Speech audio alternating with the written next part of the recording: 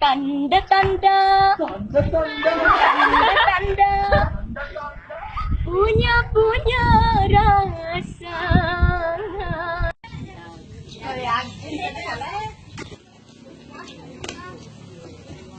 Maafkan diriku bunda, kadang tak sengaja ku membuang relung hatimu terluka.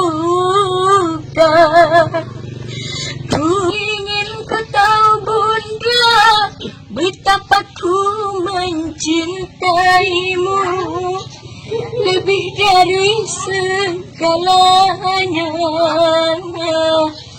Ku mohon restu dalam langkah bahagiaku seiring doamu.